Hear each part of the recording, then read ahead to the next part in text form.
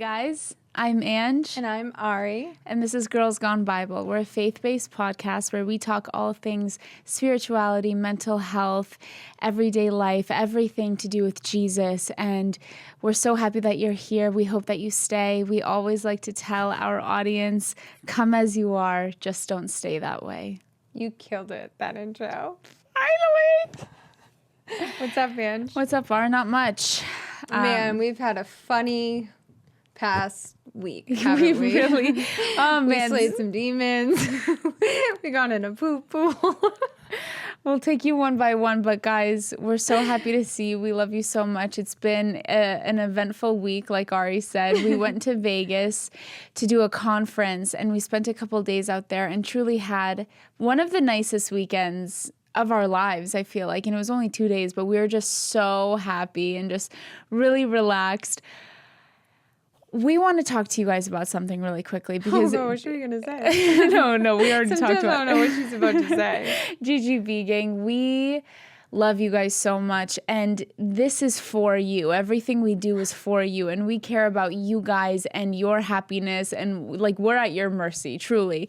And Ari and I have noticed that recently we don't laugh a lot on here because we've seen a couple of comments of people being like, you know, they start talking about the Bible at 20 minutes in. So we will like take the first 20 minutes of the podcast and like laugh and talk and just like tell stories about our previous week. And the past few episodes, we'll literally just scratch all of it. Like we'll just delete all of it because we're like, oh, what if no one cares? Or like, you know. Mm-hmm. And so we want to know from you guys truly, what do you want? Do you want to see us talk about normal things sometimes? Do you only want to hear the Bible stuff and hear us talk about hard-hitting topics? Do you like when we laugh? Does it bother you? I don't want to feel insecure anymore. So just like, honestly, like truly, we read every comment. So speak into that for us and tell us genuinely what you want. And yeah. Yeah, we think, I don't know, we love our funny stories, but we know that you guys really enjoy our friendship and stuff. So, but yeah, we've gotten in our heads a little bit. We don't want to be too much or be annoying. So I know. Let us know. It's so sad. I mean, and then also I think sometimes we're afraid of making jokes too because things like sarcasm does not translate well on camera is something that I've learned, I understand. And from someone who has somewhat of a dry sense of humor and sarcasm, it's just like I've learned to kind of be like, okay, that doesn't look right sometimes. And so that's okay. And I don't, that's okay. That's not what we're here for. But yeah, I don't know. I yell at Angela. I'm like, we're keeping this in. She's like, no, we can't. I'm it's like, mostly me because I don't know. I've gotten genuinely insecure about it recently that I don't want to be annoying and I don't want to give people what they don't want, you know? Yeah. I don't know. Anyways, so... But today we're telling some stories because we are out of our minds, not okay. We literally are. You know what I realized, Ange? Huh? I think we need to just relax a little bit. I think that's a really good idea. I think so. Just relax. Like tonight, I think we should go to a comedy show. Yeah. Well, we did. We did try to relax in Vegas. Angela said, I think maybe we get home and we get back to work. I said, no, you know what, Angela? No, I want to enjoy my day together. And we need a little bit of a break. Let's go take a dip. Let's swim together, float in the pool and talk and maybe have a couple laughs. I don't know. Okay, yeah. She just wanted to wear her big... I'm walking around in this massive hat. I don't have sandals at the pool, so I'm wearing these big sneakers and my big hat in this bathing suit. We're walking. We are so excited to just relax a little. I swear we spent all day fighting the demons. We just wanted to hang out at the pool. We haven't been outside in months. We haven't seen the sun. And so we go to the pool, and of course, oblivious Ari and Angela in this massive hotel pool, we don't notice that there's not one person in this pool. And there's lifeguards everywhere, like looking around. We set our stuff down. By the way, we try to take 3 different reserved spots. We're getting kicked out of all. We think we're so slick that they're just going to let us sit. Yeah. And they're like, you guys can't sit here. And I'm like... I'm in my big hat. I get in the pool. We're so excited. We get in the pool. You're lucky I didn't freaking do a somersault and get my hair wet. Cannonball. All the lifeguards start running, blowing their whistle, screaming at us, saying that there's a biohazard in the water. I said, it takes me there's poop. It takes me a second to realize what that even means. And I go, you mean there's poop in the water? And me and Ari literally run out of the thing. It is the most embarrassing thing. Everybody is watching us and they're like, no, it's throw up on the other side. And I'm like, well, that's a little better. I can't believe let's get it. out of here. And we literally left. The one time we wanted to just take a dip, there's throw up and poop in the pool. I don't think there was poop. Are you sure? I don't know. Hopefully not. With HelloFresh, you get farm-fresh, pre-portioned ingredients and seasonal recipes delivered right to your doorstep. Skip trips to the grocery store and count on HelloFresh to make home cooking easy, fun, and affordable. That's why it's America's #1 meal kit. Make delicious food a priority this summer with quick, convenient recipes delivered right to your door. Just choose your meals and select a delivery date. HelloFresh handles all the meal planning, shopping, and most of the prep, so all you have to do is open your box and get cooking. Cut down on the time spent in the kitchen so you can get back to enjoying the summer sunshine thanks to HelloFresh's quick and easy recipes. Every week's menu features options that are ready in just 20 minutes or less. That's even quicker than delivery. And when you sign up today, you'll unlock free appetizers for life. Get the party started or enjoy a little pre-dinner treat with an appetizer of your choice in every HelloFresh box for free.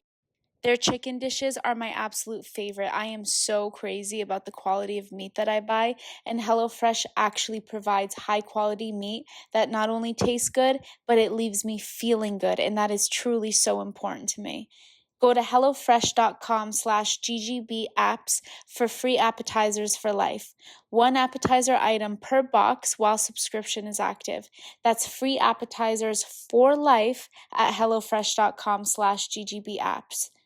Thank you, HelloFresh, America's #1 meal kit. Guys, we are going on tour June 27th in Austin, and then we will be in Houston on June 29th. We are literally counting down the days till we get to meet you guys. Tour is so fun. I can't believe we're going on tour. I know. It's so fun, you guys. Please come. We want to see you. We want to love on you. We want to worship Jesus with you. We're so grateful to God that He did this for us, that we get to meet all of you guys in person. I can't tell you what it felt like in Atlanta being with all of you, seeing all your faces, getting down there and hugging you afterwards. I mean, seeing your stories. Guys, I mean, it is the most beautiful thing that we've ever been able to be a part of. And I think that the people who attended in Atlanta felt the same. We all had so much fun together. So please don't miss this. As Ari said, Austin, June 27th, Houston, June 29th. We have a link to the tickets in the bio description. We can't wait to see you there. Please, we're just so excited and we love you. So what are we talking about today? So today we're talking about body image. I have been so nervous today. I took a little nap earlier because we're filming a little later in the day today. And I just laid down for like a 20-minute nap, and 10 minutes in, I called you afterwards. I went, I like shot up from my nap because I had this like overwhelming like sense in my body that like I need to shut up and not talk about this today. And I felt so embarrassed about the conversation that we're going to have today. And I just couldn't believe that I was getting attacked like that, but it makes sense. What did you do in that moment when that happened? Because it's good, because the thoughts. It's good for people to hear it. What did you say? Get out of here, devil. Get out of here, devil. That's all you need to say. That's really what I literally was like, shut up. I swear my friend Noelle heard, I think it was you say it in one of the first episodes. And she literally declares that every single time she starts to hear the enemy. And she said, you have no idea how much that's freed me. That little, just saying that, get out of here, devil. Yes. So they flee right away. Oh my gosh, they have to. They literally, and even acknowledging them, you're fighting half the battle. Because they're lies, and either you believe them or you don't. Like, that's how the enemy attacks you, by making you believe lies. So upon saying to them get out means that I don't believe you and I don't want you. That's right. You know, But Let's get into it. Let's get into it. I don't know where to start, but body image. I guess we can start with reading a psalm because Who's that? I'm so sorry. Body image is something that body image issues. And that doesn't just mean body, that can mean face, that can mean self-image. Yeah, just I think that this is something that most people, probably 99% of people deal with and struggle with is a negative body image and self-image and not loving or being critical of what you see when you look in the mirror. And God has a lot to say about it, but I think it's also important that we have a genuinely honest conversation because we are going to read all of the scripture that tells us that God created us so intentionally and we were created in his image, and we have to believe that we're beautiful because he says that we're beautiful. That's all true. And it's also really hard at the same time. And I think it's important that we hit both of these. Yeah. First, I think we can start by reading Psalm 139, verses 13 to 16. For you created my inmost being. You knit me together in my mother's womb. I praise you because I am fearfully and wonderfully made. Your works are wonderful. I know that full well. My frame was not hidden from you when I was made in the secret place, when I was woven together in the depths of the earth. Your eyes saw my unformed body. All the days ordained for me were written in your book before one of them came to be. This psalm is so beautiful in that it paints such a perfect picture of how intentional God is with every single one of us. He created the stars and the moon and the sun and the heavens and the earth and everything on it. And he thought that we were so special that he created us too. Mm-hmm. We are of infinite value, and we are not defined by what we look like. We're not defined by how much we weigh. We're not defined by how old we are and how many wrinkles we have, or how young we are and how unqualified we feel. Like, we are defined by the blood of Jesus, and we identify with the cross and what Jesus did on the cross. You and I have different stories, but both have struggled in certain ways. Do you want to go first in? No, you can go first. Let's get into body image because I think it's really important, and I'd love to hear. I know it's going to free a lot of people. I know a lot of people that really suffer from body image. They look at themselves, they look one way, and then they look in the mirror and they see a whole different image. Yeah. I personally don't have that. I have my own set of, image issues, but I know that yours is body and you've touched on it, but I'd love for you to get deeper and really get down and talk about it. Yeah. I don't know where to start. What can I ask you? When have you always had body image issues since you were? Does this take you back to a little girl? I honestly remember being such a small child and having weight and being as a concern in my mind, mm-hmm. and being aware of my body. I remember being really, really young, too young to be thinking about these things. Yeah. And as I've gotten older, I guess I just have to take it. Being diagnosed with OCD and dealing, and I've touched on it before about how I have not had the best relationship with food in the past. I haven't always looked at food as fuel for my body. I've looked at it as the enemy or just something that is unsafe. I think, so I have this story that you actually don't know. Oh, I love this. But so when I was, I want this to be more about body image issues than about relationship to food and eating disorders. But, cause that could be a whole other episode. But when I was I just have this all or nothing mentality. I have struggled with severe restriction in my eating for as long as I can remember. I've been going on extreme diets since I was like 14 years old. Wow. Just really like testing myself and testing my body, seeing how little I can eat, how long I can go. So often, this led to, so it would be like extreme periods or periods of extreme restriction that would lead to ultimately binging, of course, because your body is so depleted of nutrients and so weak that you then turn the other way, and then you find yourself in these cycles of like massive restriction to then binging, and then binging become like just leads to unbelievable shame and distress in your own body, and it's the worst thing ever.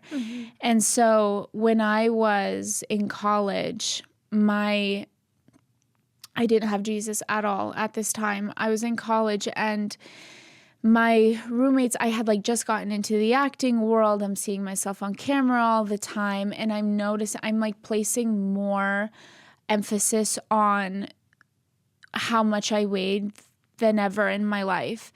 And it got to the point where it was so unhealthy what I was doing, and I got down to a weight that I had never been in my life, and the restrictions were so bad. And at this time I had roommates who were my closest friends, and it was very obvious, like when you're in such close proximity to people, it's not as easy to hide things. It was very obvious how much I was restricting and how unbelievably unhealthy my relationship with food was. And I just obviously wanted to keep it a secret. I didn't want anyone to know. But then at the same time, I was also living in this world, especially of like acting and all this stuff, where like being like sickly thin, it was so glorified, and almost having an eating disorder was like a good thing. Yeah. You know, Yeah. it meant that you like had self-control, and it was such a toxic mentality. Hollywood will do that to you. Yeah. And it got to the point where one of my best friends actually went to my like head teacher. It was like a small school, it was a conservatory. So she went to my teachers and like told them about what was going on, and they had to have like an intervention with me. And I remember sitting in this room and looking at these people who were like, who wanted to help and like they were there for a good reason and trying to speak sense into me and being like, you need to fix this relationship with food that you have. Like, this is not healthy. It's like you can see in the way that you look that something is wrong. And I remember looking at them, these beautiful women who clearly cared about me. And I'm looking at them like, you guys are the enemy right now. Wow. Because I'm like, anybody who struggles with like addiction or any sort of even like disorders like anxiety can become your companion. Depression can become your comfort. For people who struggle with disordered eating, it's like that is actually my relief. It's like the world is I'm under so much stress that my eating disorder is the only thing that brings me comfort. And so in that moment, it felt like my friend, my comfort was being threatened. And so, and at this time, I was just like, yeah. So I had these people try to intervene in just this relationship with food in my body that I had. And then I've been dealing with this my whole life, like literally my whole life. And I don't even know where to go because I don't want to jump too far, because I want to talk about the fact that it's something like disordered eating and struggling with body image and putting so much emphasis on weight will literally rule your life. Yeah. Like actually rule your life and take away from all of the good things that God has to offer, because you're so focused on how much you weigh and how much you're eating and what you're eating. And it is absolute torture. Can I ask you something? So when you, like in the school that day, did you have Jesus at this time? No. So did you have your epiphany on that you need to change after Jesus? No. Okay. I didn't begin to take control of this part of my life until last year. for the first time in my life. I never one time prayed because, again, I knew like this is not good, but it's also all I knew. And I think disordered eating and body image issues is one of the most helpless and hopeless things that you can have in your life, like strongholds that you can have in your life. Because I've said it before, but it's like with alcohol, God delivered me and I don't have to be triggered by it. I don't need to like taste alcohol every day to survive, but I do need to eat 3 times a day to survive. Wow. And so it's something that you have to work through this disorder while being faced with it all day. You know what I mean? It's the most, it's something that I always thought I was going to live with for the rest of my life. And you know this, but I reached out to, so basically what it looks like for me is just, and it's a weird thing because I love my body while also having this very weird relationship with it. I don't know how to explain it. It's like how you said earlier, sometimes, you know how sometimes, this is really bad, but you know how sometimes I have you take photos of me. And I'm kidding. I'll literally be like, hey, I need you to take a photo of me. And we'll It's like, not as annoying as the things I do to you. No. It's my vices. So I'll be like, hey, I need you to take a photo of me. And we joke about it in the moment and you'll be like, okay, here we go again. But really it's because I probably just looked in the mirror and I know that what I just saw doesn't make sense. I know that that's not what I look like. And it's truly like, the enemy will actually go into my brain and warp what I see in the mirror. And for some reason, when I look at myself in a photo, though, I do see what's actually there. I don't know what the disconnect is or why that happens. But so over time, it got really bad. when did it get really bad? It's been bad it was bad in college. I think for the past few years before this last year, the past few years, it really amped up a lot. You know, what's funny is I wasn't aware that this area was something that I needed help in. And so when I became a true follower of Jesus, when I look back, this is what amped up the most. It's like I was getting delivered left and right from all these things, but my disordered eating and negative self-view of my body and OCD-like tendencies got a million times worse. Yeah. I just wanted to ask you, I'm curious, like when that happens to you, when you feel like you got delivered and then you're taken back, do you like feel that sense of like, God, where are you? I thought you took this away. Do you feel like that hopelessness? It is the most hopeless place to be. You know, it is the most frustrating thing to be like, but you did it in all these areas, and I know you can do it in this one.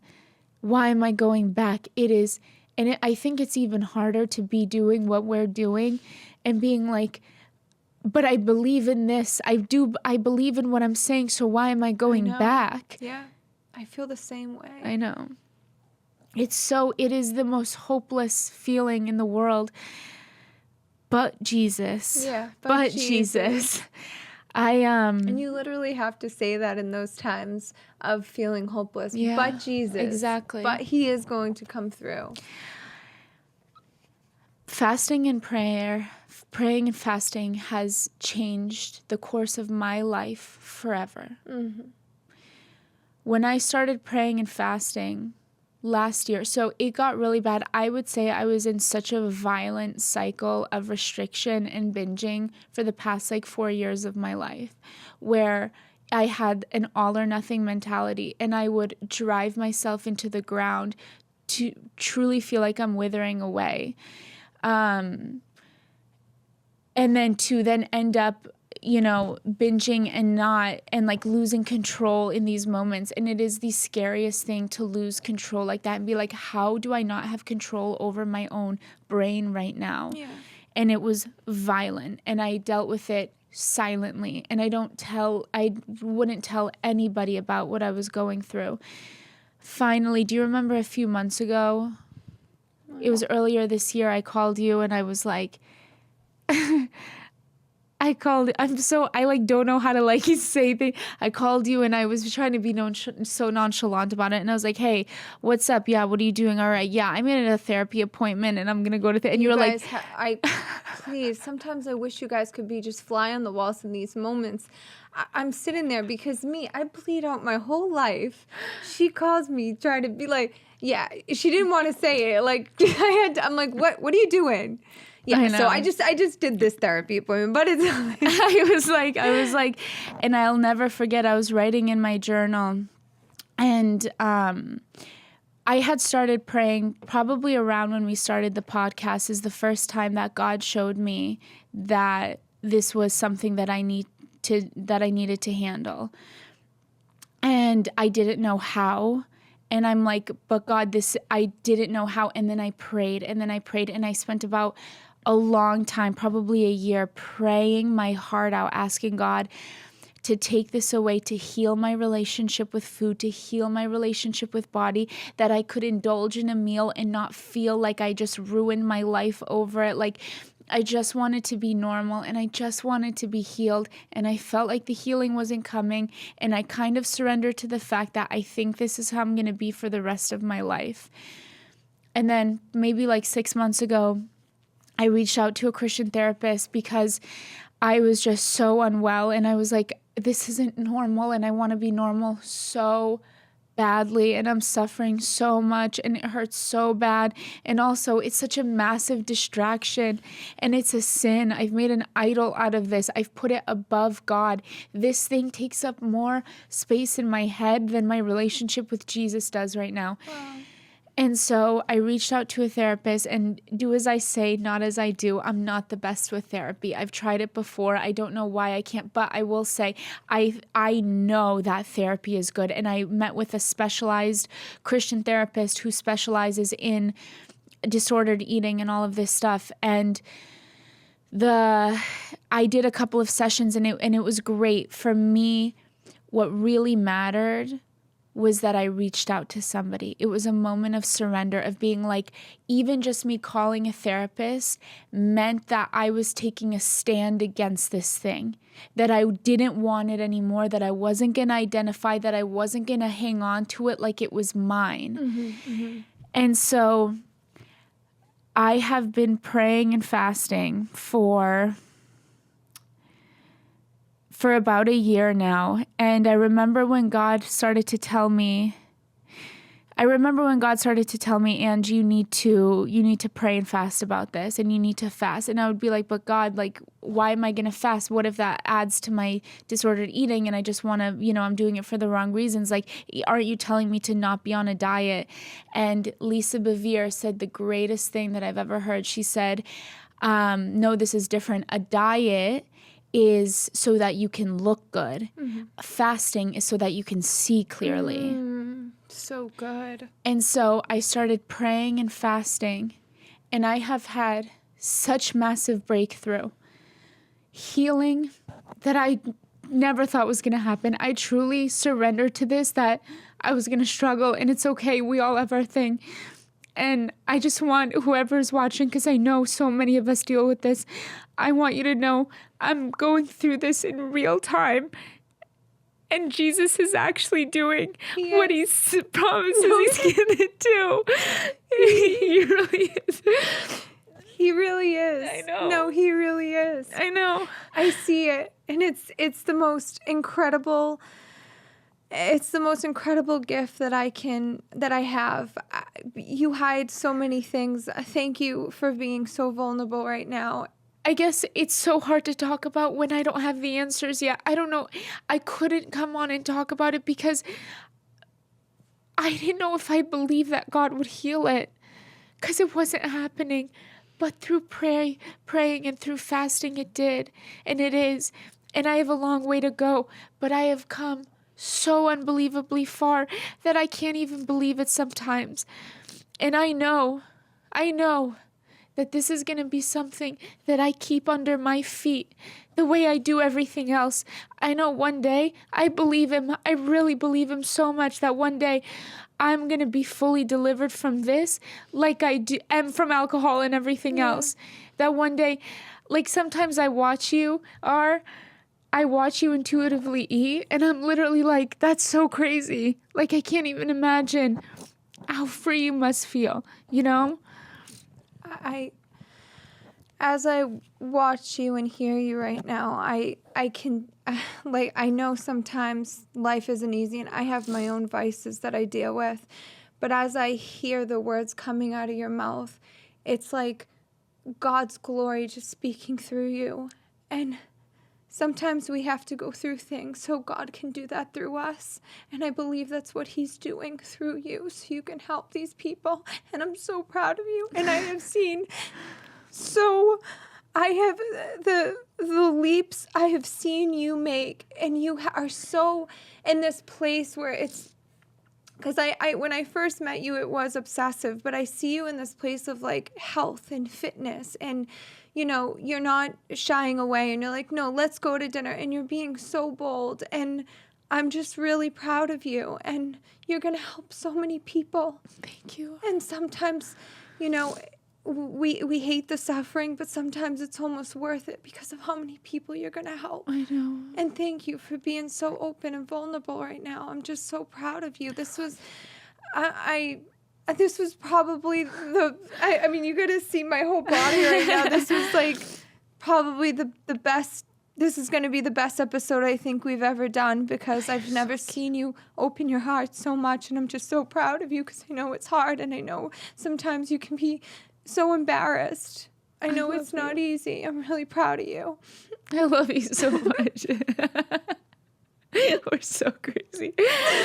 No, You're so right. I know that I've watched so many sermons on like disordered eating and body image and relationship to food, and I remember I've always watched them and been like, okay, but I've almost been like, are you guys faking it? I'm like, because this is so helpless. This is so not, like, this can't happen for me. So I'm looking at them like, are they lying? Like, are they just saying this because they have to?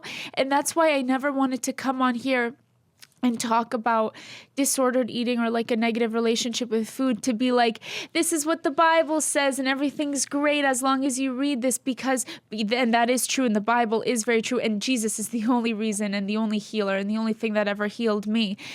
But I remember being like, I can't talk to them until I have the answer, until I've seen healing in my life. Otherwise, I'll feel so hypocritical. Yeah. So I just want to speak to whoever is dealing with this. I'm telling you firsthand, someone who has gone her whole life from the moment that I probably had an awareness of food in my body, I've struggled in this area. And I am healing from it. God is rewiring. And you and I talk about this all the time, where there are things that you get instantly delivered from. I was instantly delivered from alcohol. You know what I mean? There are things that we're instantly delivered from living a life of impurity. It was just 1 second, done, never went back. And the desire's gone, the triggers and temptation is gone. There are some things that, yes, God will deliver you from, but also I think there are things that there's a rewiring that has to happen. A renewal of the mind has to happen. If we've been a certain way our whole lives, it's gonna take a second for that to heal. I have to rewire my brain, and he's doing it right now, and he's been doing it. But it didn't happen overnight, and it's not happening overnight, and it's taking time. And I have days where I resort back, and there are moments where I'm weak, where this area gets attacked. Like we always say, if I'm tired, if I'm not feeling good, if I'm in a certain part of the month, you know what I mean? These are all factors that can play into it. But God is healing my mind. He is changing it because I'm allowing him. And I told him, I believe you that you will. And I invite you into this, and I take a stand against it.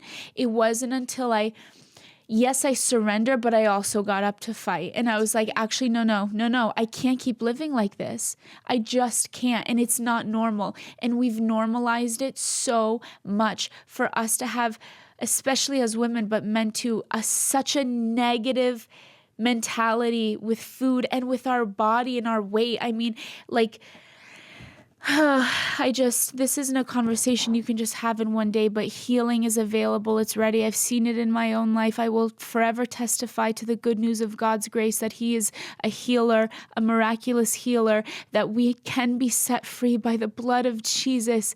Every promise in the Bible is true. Everything, just the promise of fasting, please, if you're struggling with food in any way or body image, I want you to fast and I want you to take it seriously.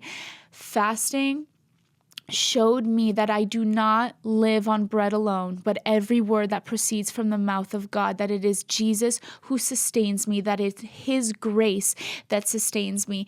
And food can literally become an idol in your life and your weight. And so I'm begging you, the number one way I think that I've been able to tear down idols in my life is through fasting.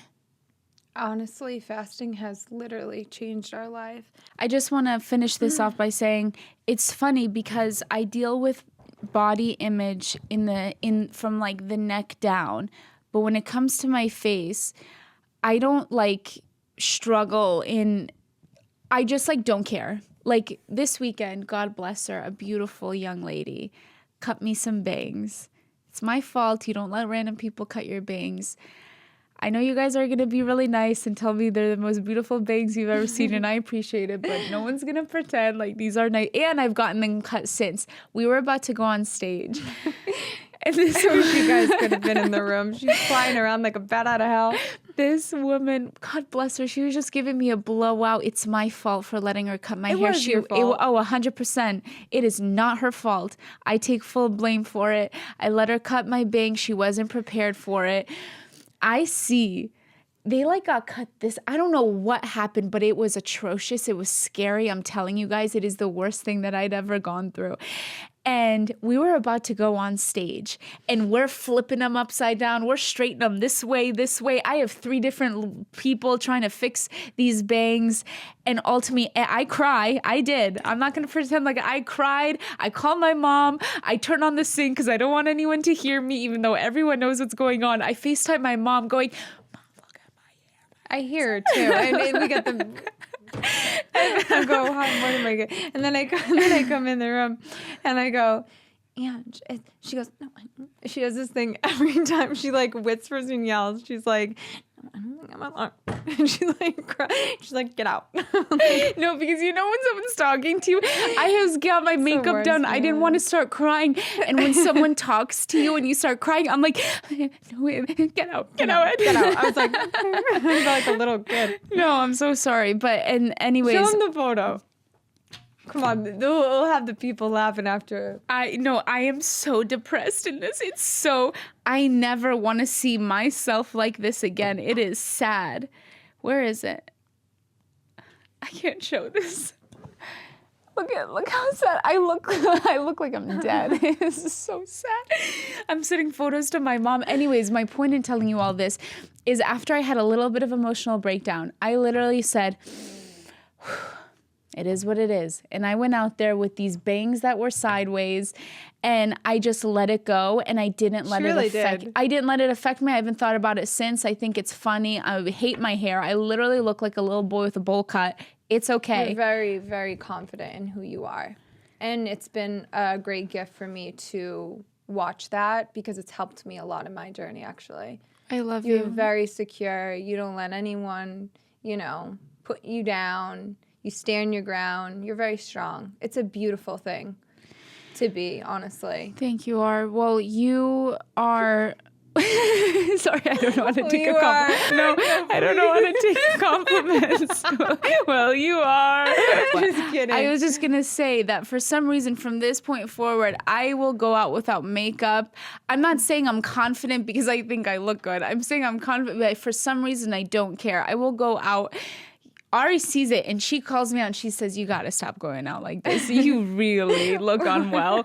I don't care for some reason. I'll post on my stories, no makeup. Like, I don't care at all. Because you're beautiful. No, it's the photo I just showed the family is, please. You're beautiful. Thank you so much. I appreciate it. Anyway, so what are your problems?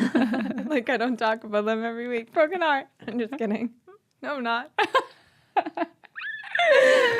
I'm healed. Okay, well, first I just wanted to say that no, because we're on the topic of body image, and I'm sure that people want to know, because we got asked questions on like, how do I feel pretty and all this stuff. Angela and I are very feminine. We are girls, like we're girly girls. I love fashion. I love it. Yeah. I love putting on a new outfit. It makes me feel good.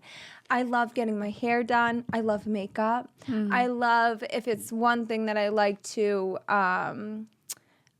invest in, it's good food. I like to eat really good food. And so, yeah, that's just something. Oh, and I take really good care of my skin. I like to get a facial every month. I love to get my nails done. Like, these are things that I love to do that do make me feel really good. Although, you know, you can wear all the makeup in the world and you can wear the nicest outfit, and if you just don't feel good inside, you're never gonna feel good on the outside. So yeah, mine's a little bit different from Angela. I suffered internally. I have a lot more issues, I think, than you do. I'm like, not only with, you know, my appearance, but I suffered with just not thinking internally I was good enough. And this goes back to when I was just a little girl. I mean, I never felt safe growing up. So to feel safe to me is very important. You know, I grew up in a lot of chaos, and so I never had peace. I always talk about peace because I never had it. And I think when you don't feel safe and you don't have peace, it's really hard to feel good. Yeah. And so, you know, when I was in school, it was really hard for me to learn. Like the average kid to learn, it took me a lot longer to learn. I really struggled with paying attention, and I tried really hard. I would study for days, and I still wouldn't, you know, do that well. Mm-hmm. And so I felt really ashamed, and I felt different, and I didn't know how to deal with it. I was really embarrassed. And so when I got so this started in middle school, and then when I got into high school, you know, I started getting validation from the boys and from just people at school. And that's where I thought I could find my sense of love and, you know, security and validation. Yeah. And it almost made me feel even worse because I didn't feel good inside, and I almost had to put up this facade that I was, you know, like just looking good and things like that. So I became obsessed with it. I became obsessed with my looks. Yeah. And so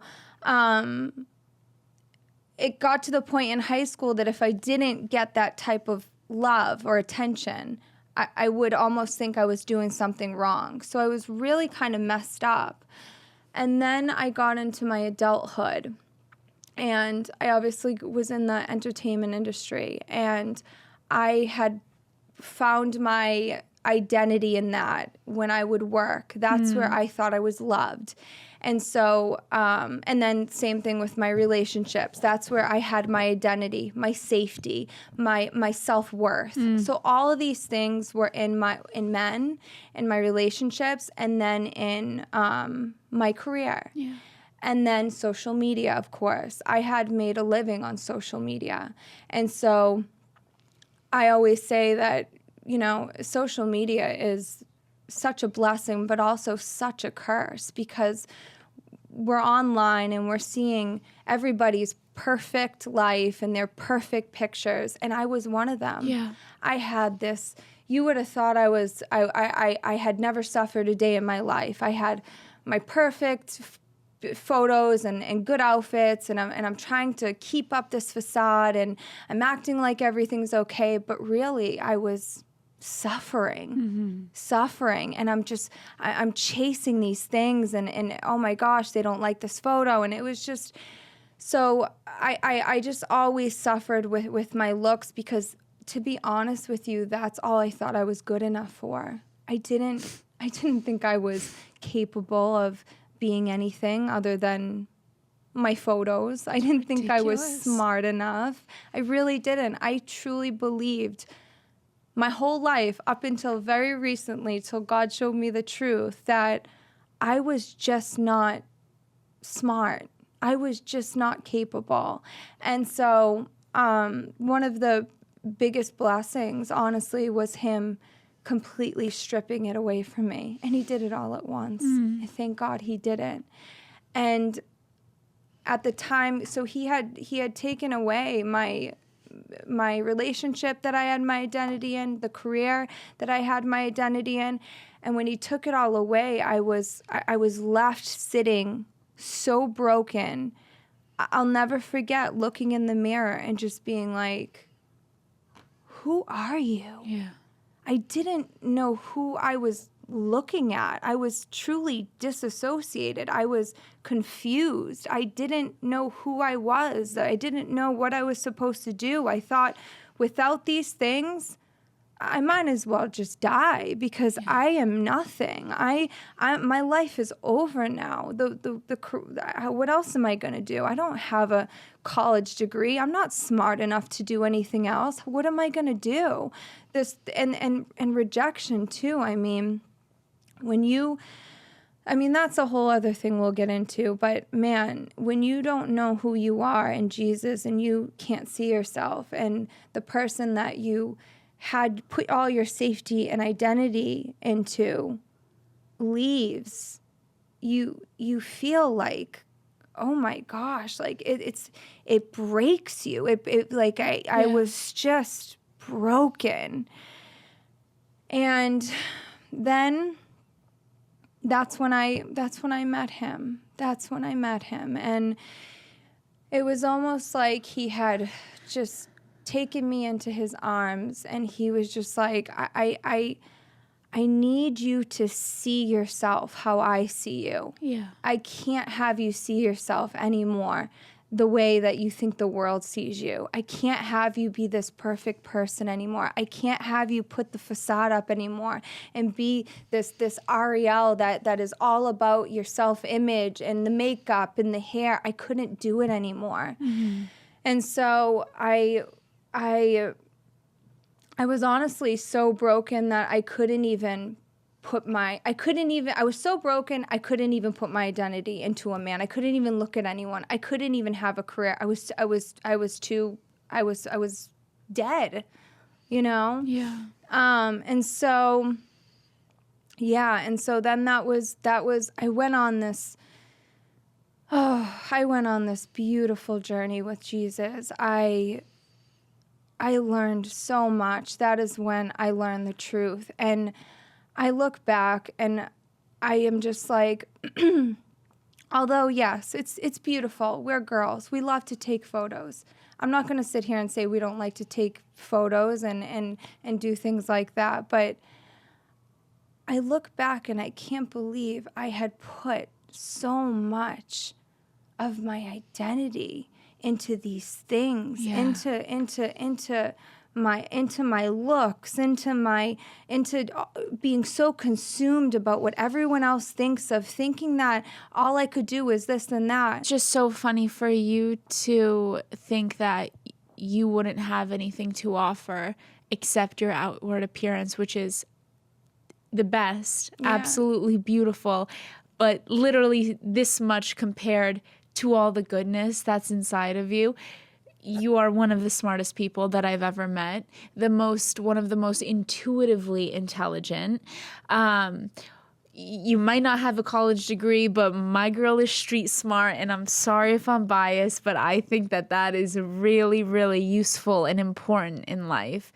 And you have emotional awareness and intelligence. You have social intelligence. You have an emotional capacity for others that can only come from being intelligent. You can know what somebody's feeling upon meeting them. You got to be really smart to do that.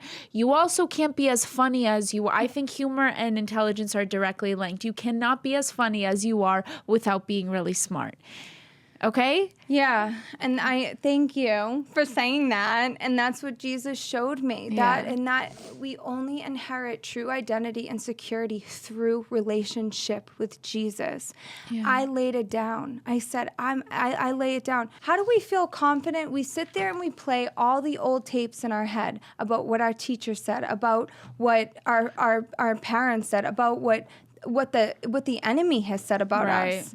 And then, but what about what God says? That we are lovable, that we are valuable, that we are capable. That's what he says about us. Yeah. And then when you started reading the Bible with me, that's when my eyes opened. That's when the healing began. That's when I didn't have to suffer and feed into the lies, and I could combat the lies with the truth, with the Bible. That God says we are worthy, we are lovable. Some girl said, "How do you feel pretty?" You take what you get. Do sometimes I lack confidence? Yes. Do sometimes you lack confidence? Of course. None of us are perfect. We're human beings that live in the flesh. Of course we're not always going to feel confident.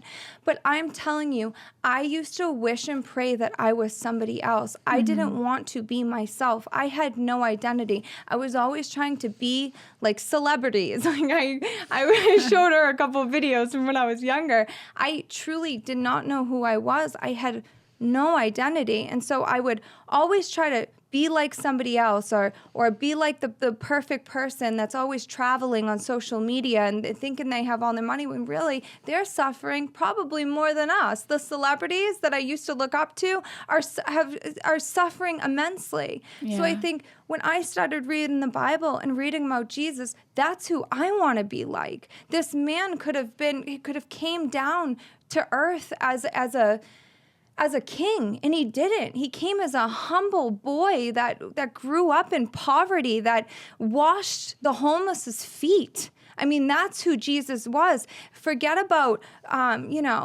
nice things and achievements and in our hair and our looks. Forget about it, you guys. I know it makes us feel good sometimes, but do you know what makes me feel good? Honestly, I think about it. I really do. And I say it, and I might sound repetitive, but it truly is what set me free. Reading the truth, but then when I go into these homes, when Angela and I go into these homes, and we see these children who come from nothing, that don't have mothers, that don't have fathers, that just are suffering because they have no one and no money, to be able to sit with them and pray with them and be a air for them to listen to see someone that's on the street suffering, to go and say, "Hey, are you okay? Do you need anything?" I can go home and feel fulfilled. That's what brings me confidence. Amen. That's what makes me bold. Preach. And that's what makes me feel good. That's right. Forget about the makeup and the nice cars and posting these nice photos on social media. It's fleeting, you guys. And it's a dopamine hit. But then when it goes away, you're left with the same feeling of just no peace. It's that what I always talk about. It's the no peace. You want to feel good. Start having the nature of Jesus. There's a reason why he writes all this stuff in the Bible about how he was so intentional and how he was so humble and how he didn't care about all that stuff. Yeah. And so I believe that true confidence comes from knowing who Jesus is. It's the only way. Aside from that, I don't care who you are and what you believe in. You don't have peace if you don't have Jesus. If you don't have your identity in Jesus Christ, you have no peace. And that's it. It's very simple. It's so true. And so, guys, I just want to speak to you guys for a minute. Because I was one of them. All I did was bash myself all day. All I did was let the enemy have a chokehold on my mind. So much so, honestly, I almost didn't make it because I was so severely in raps of the devil, just all day beating my mind to the point where I was pleading on my hands and knees with my hands over my head, begging for it to go away. It simply wouldn't, because I just didn't know any better. He knew my struggles. He knew my insecurities, and he literally had me in a chokehold. And I know some of you right now are probably in one too. I know that life is difficult. I know social media is not easy. I know being in this world right now is so difficult. Yeah. We are watching people live these extravagant lives. They're not working regular jobs anymore, and it's confusing. Yeah. I even for me, I couldn't understand. I'm sitting there. I have no money. I'm suffering. I have no idea who I am. I had just been rejected. I was lost. And then I had to go on Instagram and watch people in Barbados living these lavish lives. It was really, really difficult. And I can imagine it's probably difficult from you. But I want to speak to you guys and let you guys know life and death is in the power of the tongue. We need to be so careful on what we were saying. Do you know that someone had said something to me as a little girl? They said, you better just hang it up because you're never going to be anything. You're just not smart enough. I thought about that, what that person said, till I got into my adulthood, and it never went away. You have to be careful what you say to your friends, what you say to your children. Yeah. It is so important, and more so what you say to yourself. I don't want to hear any of you guys speaking negatively about yourself. I don't care how you feel. I do care how you feel, but when you feel that way, you combat it with the truth about what God says about you and says, no, I'm not stupid. I'm not unworthy. I'm not unlovable. God loves me. I'm a child of God. I am worthy. I am capable. I am confident, and this won't wipe me out, whatever I'm going through. Amen. Amen. Preach. I love you guys so much. I really do. I know my biggest battle in my whole life was myself. I used to wear a hat that covered half of my eyes. I couldn't even look people in the eyes for so many years of my life. I stuttered. I stumbled. I was a complete shell of myself. I never, up until this year, and God revealed to me how valuable I am. I wasn't qualified for this, but he pushed me into this to say, hey, yes, you are. And so aren't you guys. I can assure you of that. We all are. We are all children of God. I want you guys to understand that. Don't let your insecurities ruin you from living the life that God intended you to have. He wakes you up every morning because you have purpose. Your life isn't meant for sorrow. It's meant for purpose. You guys have purpose. And so many of you guys are having, that's why we have suicidal thoughts. That's why there's more suicide than ever, because of the enemy, because we let him take control of our lives. He'll have you thinking that you want to end your life. He had me thinking that too. Thank God I didn't let him rule my mind, and I ran to Jesus. And I want you guys to do the same, please. Amen. Amen. Beautiful. Absolutely beautiful. The truth is that God created us. He literally created the stars, the moon, the sky. He created the birds. He created the animals that live on the ground. He created everything, the fruits, the trees, and everything. And he created us and said, it is good. Mm-hmm. He loves us just the way that he created us. And honestly, I know that God would look down at us spending so much time worried about what we look like, worried about our outward appearance, and just be like, that's not what I created you for. That's not what you're on earth to be thinking about. I truly believe that our negative self-image of our outward appearance, it is one of the main distractions that the enemy uses to pull us from God's actual purpose on our lives. Because most women and men spend probably, especially women, most of their day looking at other women, comparing themselves to other women, looking at old photos of themselves, comparing their own self to past versions of themselves. And I just know that for me and for Ari and for all of us, we are so much more concerned with what is on the inside than what is on the outside. We care so much more, truly, no matter how much we love hair, nails, and makeup, we care about being kind way more than looking good. That's right. We care more about being intelligent.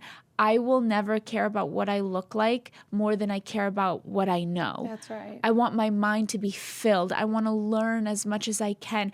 I would if I to people ask all that, when people ask, like, would you rather be smart or pretty? Smart, always. 1,000 times over, because there's nothing like it. Mm-hmm. Being intelligent and kind and compassionate and just being good, truly. And the thing is too, God created us diversely on purpose. He wants us to all be different. That's right. That's the point. Some of us are shorter, some of us are taller, some of us are darker, some of us are lighter, some of us have blue eyes, some brown. And we're all sitting here being like, but I wish I had that, and I wish I had that, and I wish I had that. And trust me, I get it. But God, He could have made us all the same, but He didn't, because He actually takes pride in how diversely He made us. He is a creative God, and He delights in our differences while we're sitting here comparing them instead of celebrating each other's and our own differences. Yeah. And so just remember, you guys, that your body, head to toe, is meant to glorify God and not yourself. Ari touched on it earlier, how you and I both used to take a lot of photos of ourselves. Mm-hmm. And I'm not saying that we never take photo of ourselves, but truly, I rarely take photos of myself because God worked in my heart so much. He stripped truly most of, I would say, like, it feels like any vanity out of me. I feel like uncomfortable taking photos of myself sometimes because I'm like, who cares? Yeah. Like, We say that all the time who now. cares? Yeah. I'm like, we even had a moment recently where we're like, dude, we got to start taking some content again, because we are truly so concerned with what's out here instead of what's going on here. We love you guys so much, and we're going to be praying for all of you. And I ask that you really put your prayer request in the description if you're dealing with any sort of body image, food issues, disordered eating, or anything to do with your outward body, or struggles with vanity or anything like that. Please put it in the comments, and we'll pray for you. You can be freed from this. I know that you can. Something that I've been thinking about a lot recently, there are some things that God will speak to us privately that you obviously we share so much when we're on here, but there's so much that He shares privately that we don't express to people. And there's like words from God that we get constantly. I know for me, it's like, it's every day. And there are things that God is like, I want this to just be between us. But I know that He's been speaking to me so much recently about just my future kids. They're on my mind so much. I'm serious all the time. And I think about just the way that my life has gone and the deliverance ministry that He's had on my life, to where He has been breaking things off of me one by one. And this issue of struggling with body image and struggling with disordered eating and all of these things, these are things that are oftentimes for people hereditary. And they're learned. So you could have a mom who you watch the way that she ate and the way that she thought about her body, and it influenced the way that you do as an adult, or she may have even spoken into that area of your life in a negative way, and now it's affected you for the rest of your life. I believe that these are, not to over spiritualize it, but generational curses, because it is hereditary most of the time. It does pass down from generation to generation. And I know that for me, God has been speaking so much, because there are moments where I'll just break down and be like, I can't believe you're healing this area of my life. And He will always speak to me and be like, you're not going to pass it down to your daughter. It ends with you. That is really cute. My daughter is not going to struggle the way that I have. Oh, no, she won't. won't.